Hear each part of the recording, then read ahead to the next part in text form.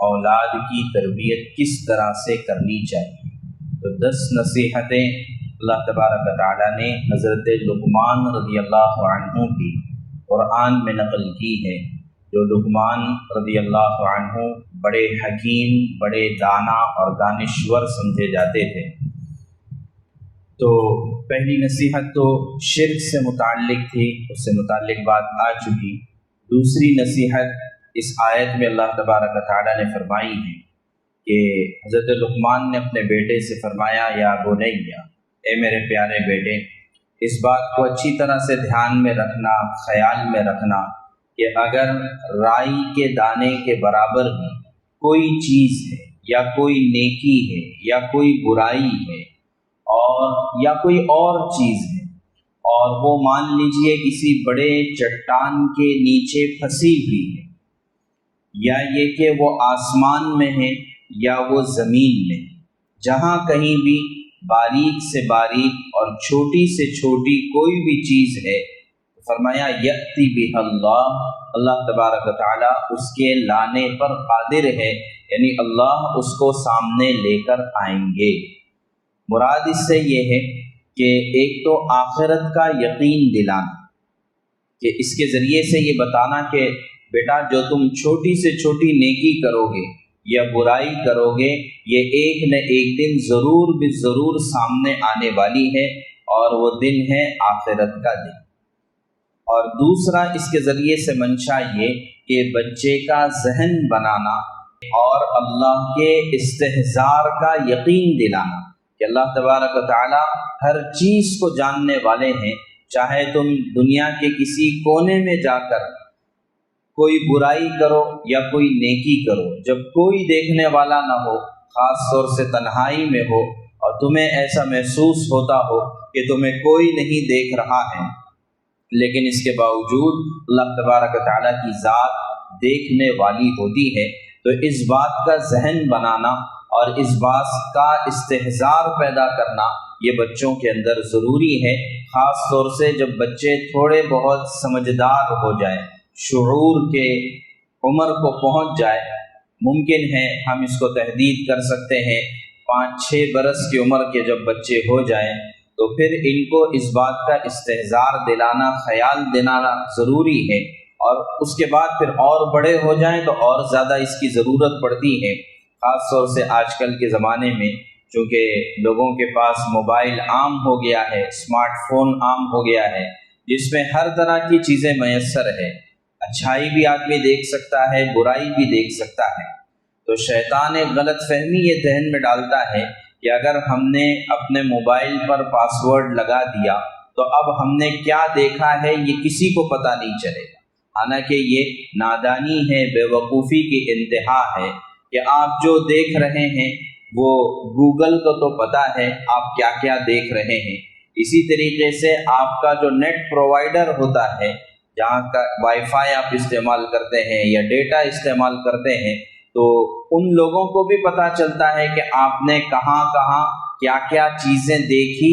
اور کتنی دیر تک دیکھی، یہ ان کو بھی پتہ چلتا ہے۔ تو لہٰذا یہ تو محض دھوکہ ہے کہ ہم نے ماں باپ سے اگر چھپا لیا تو کسی کو نہیں پتہ چلے گا، نہیں، بلکہ دنیا میں بھی لوگوں کو پتہ چلتا ہے اور آخرت میں تو ضرور بھی ضرور پتہ چلے گا۔ تو اس اعتبار سے بچوں کا ذہن بنانا ضروری ہے۔ اسی کے ضمن میں یہ بات بھی آتی ہے کہ بچوں کو سچائی کا عادی بنانا ہے، یہ سچ بولنے کا عادی بنانا ہے کہ جھوٹ بول کر کچھ فائدہ نہیں، جھوٹ بولنے کے بعد ایک نہ ایک دن تمہارا جھوٹ پکڑا جانا ہے، اور ایک نہ ایک دن وہ سب کے سامنے ضرور بے ضرور آنا ہے، اور ایک جھوٹ کو چھپانے کے لیے 100 اور جھوٹ بولنے کی ضرورت پڑتی ہے، لیکن وہ بھی سب کے سامنے آ جاتا ہے۔ تو یہ بچپن سے بچوں کا ذہن بنانا۔ اسی کے ضمن میں ایک بات یہ بھی کہ اپنے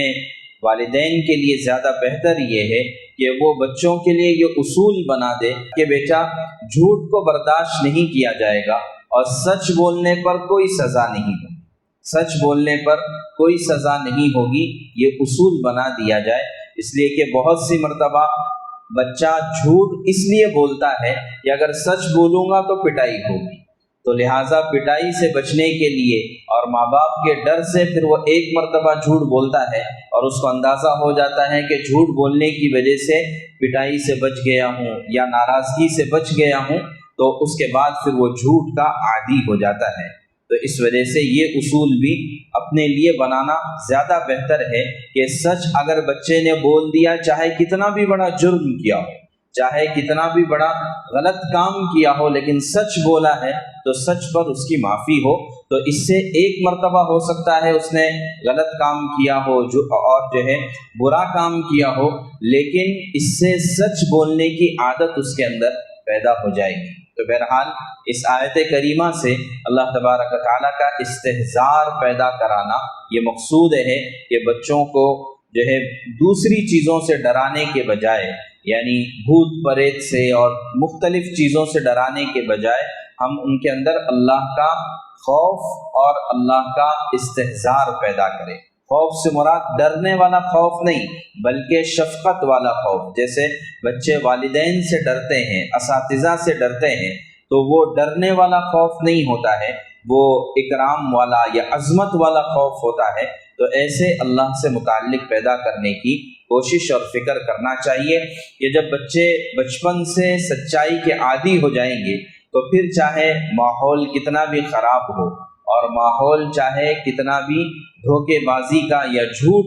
کا ہو، لیکن اس کے باوجود بچے اس کے فریفتہ نہیں ہوں گے۔ اور اس کے بے شمار واقعات موجود ہیں کہ رات کے اندھیری میں ماں کہہ رہی ہے بیٹی سے کہ دودھ میں پانی ملا دے، تو وہ بیٹی کہتی ہے کہ حضرت عمر نے منع کیا ہے۔ کہا کہ اب اس رات میں، اندھیری رات میں عمر کہاں سے آئے گا؟ عمر تو نہیں آئے گا، لیکن عمر کا رب تو جانتا ہے۔ تو یہ کیا تھا کہ یہ اللہ کا استحضار تھا۔ اسی طرح عبداللہ بن عمر رضی اللہ عنہما کا واقعہ کہ جنگل میں گئے ہیں، چرواہے سے کہہ رہے ہیں کہ ایک بکری ہم کو دے دو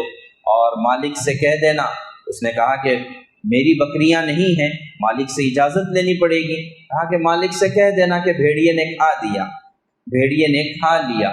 تو چرواہا کہنے لگا فَأَيْنَ اللَّهُ فَأَيْنَ اللَّهُ، تو پھر اللہ کہاں چلے جائیں گے؟ مالک کو تو بہلا دوں گا، پھسلا دوں گا، جھوٹ سے کام چلا لوں گا، لیکن اللہ کہاں چلے گے؟ تو یہ بچپن سے جب ذہن بنایا جائے گا تو پھر اس طرح کا ذہن انشاءاللہ بنتا چلا جائے گا۔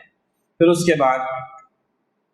اگلی آیت میں اللہ تبارک و تعالیٰ فرماتے ہیں یا بنی اقم الصلاۃ وامر بالمعروف وانہا عن المنکر واصبر علی ما اصابک ان ذلک من عزم الامور۔ اس آیت میں 4 نصیحتیں کی گئی،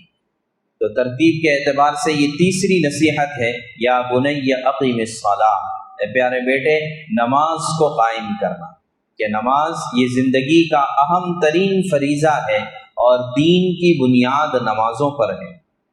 تو لہٰذا جیسے حدیث پاک میں آتا ہے جس نے نماز کو قائم کیا اس نے دین کو قائم کیا، اور جس نے نماز کو ڈھا دیا اس نے دین کو ختم کر دیا۔ تو لہٰذا بچپن سے بچوں کو نماز کا عادی بنانا، جیسے کہ حدیث پاک میں آتا ہے کہ مروا اولادکم بالصلاۃ وہم ابناء 7 سنین، کہ اپنے بچوں کو نماز کی ترغیب دیتے رہو جبکہ وہ 7 برس کے ہو جائیں، یعنی 7 برس کی عمر میں ان کو نماز کی ترغیب دیتے رہنا چاہیے اور شوق دلانا چاہیے نماز کے پڑھنے کا۔ اور اس سے ایک بات یہ بھی سمجھ میں آئی کہ جب 7 برس کی عمر میں نماز کے پڑھنے کی ترغیب دینا ہے تو گویا کہ 7 برس کی عمر میں بچے کو نماز کے اذکار اور نماز میں پڑھی جانے والی چیزیں یاد ہو جانا چاہیے۔ مثال کے طور پر سورہ فاتحہ ہے اور چند مختصر سی صورتیں ہیں، التحیات ہے، درود شریف ہے اور دعائیں ہیں اور تسبیحات کو یاد کرا دینا چاہیے۔ اور یہ کوئی بڑی بات نہیں ہے کہ جب ہمارے بچے، معصوم سے بچے 3-4 سال کے بچے یہ KG میں اور کنڈر گارڈن میں جاتے ہیں تو وہاں جا کر پوئم یاد کرتے ہیں، مختلف چیزیں یاد کرتے ہیں، جبکہ ان کو انگریزی کا ایک لفظ بھی نہیں سمجھتا ہے، لیکن اس کے باوجود یاد کر لیتے ہیں۔ تو پھر یہ قرآن کے کلمات اور دعاؤں کے کلمات کیوں نہیں یاد ہو سکتے؟ تو لہٰذا 7 برس کی عمر سے پہلے یہ چیزیں بچوں کو آ جائیں اور 7 برس کی عمر میں ان کو ترغیب دی جائے۔ آگے فرمایا وَضْرِبُوهُمْ عَلَيْهَا وَهُمْ أَبْنَاءُ 10 اور 10 سال کی عمر تک بھی اگر بچہ نماز کا عادی نہ ہو تو پھر اس پر تنبیہ کی ضرورت ہے، اس کو متنبہ کرنے کی ضرورت ہے، اس لیے کہ ابھی 10 سال کے بعد چند سال نہیں گزریں گے کہ یہ بالغ ہو جائے گا، حد بلوغ کو پہنچ جائے گا، تو اس وقت تو نماز فرض ہو جائے گی۔ تو لہٰذا تو فرض ہونے سے پہلے پہلے اس کو عادی بنا دینا ہے نماز کا، کہ یہ نماز کو قائم کرے۔ اور پھر نماز کو قائم کرنا تو ایک قرآن کی تعبیر ہے اللہ کے حقوق کو ادا کرنا، تو لہٰذا اللہ کے جتنے حقوق ہیں ان سب کو ادا کرنے کا اس کو پابند بنانا ہوتا ہے۔ اور اسی کے ضمن میں روزے کا بھی حکم آتا ہے کہ روزہ بھی بچے جب 7 برس کے ہو جائے تو ان کو آہستہ آہستہ ترغیب دینا ہے، 10 برس کی عمر تک یہ روزے کے عادی ہو جائیں اور بالغ ہونے کے بعد تو پھر یہ فرض ہو جاتا ہے۔ تو لہٰذا یہ تیسری نصیحت قرآن نے کی ہے نماز کو قائم کرنے سے متعلق۔ اللہ تبارک و تعالی ہم سب کو اس پر عمل کرنا آسان کرے۔